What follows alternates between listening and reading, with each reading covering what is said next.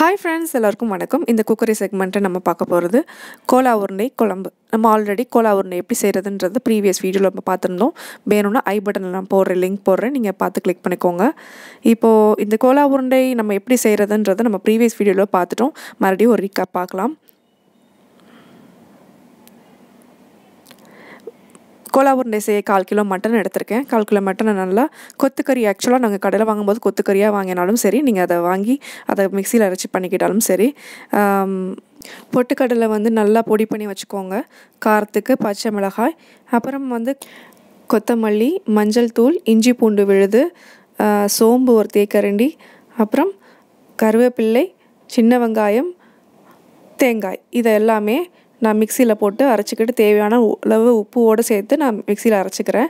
அதுக்கப்புறம் நல்லா அரைஞ்சதுக்கப்புறம் அந்த பொட்டுக்கடலை மாவு இருக்கு இல்லையா, அதோடு சேர்த்து நான் பெசரி சிறு சிறு உருண்டையாக பிடிச்சி அழகாக வச்சுக்கிறேன். இப்போ நம்ம உருண்டையை நம்ம எப்படி நம்ம குழம்புல வந்து நம்ம லாஸ்ட்டில் தான் போடுவோம். இப்போ நம்ம குழம்பு கூட்டுறது எப்படின்றத நம்ம பார்க்கலாம். அதுக்கு ஒரு மண் பாத்திரம் எடுத்து எண்ணெய் விட்டு அதுக்கு நான் பட்டை, கிராம்பு, லவங்கம், ஏலக்காய் இதெல்லாம் போட்டு நல்லா தாளிக்கிறேன். இது மண் சட்டியில் செய்யும்போது இன்னும் மணமாகவும் நல்லா சுவையாகவும் இருக்கும்.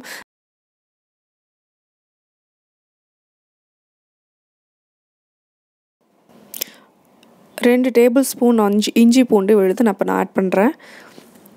அதை நல்லா வதக்கணும். நல்லா வதங்கி பச்சை வாசனை போனதுக்கப்புறம் அதுலேயே நான் மசாலா தூளெல்லாம் சேர்க்க போகிறேன். அப்படின்னா தான் அது ஒரு டிஃப்ரெண்ட்டான ஒரு ஃப்ளேவர் கிடைக்கும்.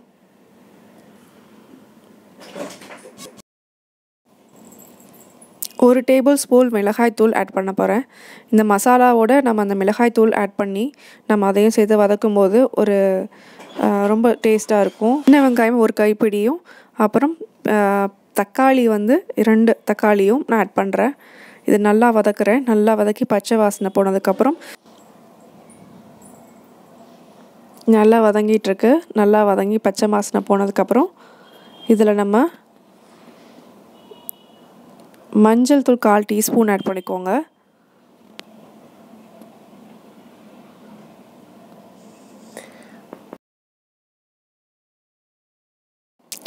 மல்லித்தூள் வந்து 2 டேபிள் ஸ்பூன் ஆட் பண்ணிக்கோங்க. இதெல்லாம் சேர்த்து நல்லா வதக்கிட்டு நல்லா வதங்கி அந்த பச்சை வாசனை போனதுக்கப்புறம் மட்டன் வந்து நான் ஆல்ரெடி வேக வச்சுருக்க மட்டன் வந்து கொஞ்சம் எலும்போடு சேர்த்து நான் கொஞ்சம் போடுறேன். அதோடு தேவையான அளவு உப்பு சேர்த்துக்கோங்க. நல்லா இந்த மசாலா எல்லாமே நல்லா வதங்கினதுக்கப்புறம் இதில் நம்ம ஒரு தேங்காய், சோம்பு இது ரெண்டையும் நம்ம அரைச்சி வச்சுருந்த விழுதை வந்து நம்ம இதில் போட்டு இதையும் சேர்த்து நல்லா வதக்குனதுக்கப்புறம் தண்ணி ஆட் பண்ணுறேன். தேவையான அளவு தண்ணி நான் ஆட் பண்ணிக்கிறேன்.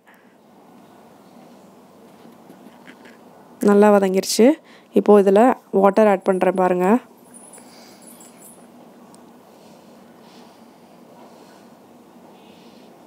இதெல்லாம் தேவையான நான் வந்து காய்கறிகள் வந்து என்னென்ன ஆட் பண்ணுறேன்னா முருங்கைக்காவும் கத்திரிக்காவும் நான் ஆட் பண்ணுறேன்.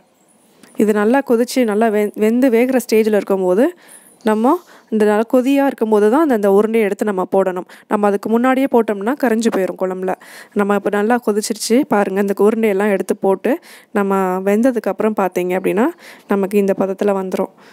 இந்த மாதிரி செஞ்சு கொடுத்தீங்க அப்படின்னா குழந்தைங்க வந்து அந்த உருண்டையை நல்லா சாப்பிடுவாங்க, நல்லா விரும்பி சாப்பிடுவாங்க. மட்டன் மாதிரியே தெரியாது, ரொம்ப வாசமாக இருக்கும், ரொம்ப சுவையாகவும் இருக்கும். இந்த வீடியோ உங்களுக்கு பிடிச்சிருந்துச்சுன்னா கண்டிப்பாக லைக் பண்ணுங்கள், ஷேர் பண்ணுங்கள், சப்ஸ்கிரைப் பண்ணுங்கள். Stay tune. உங்கள் தேடல் உங்களுக்காக.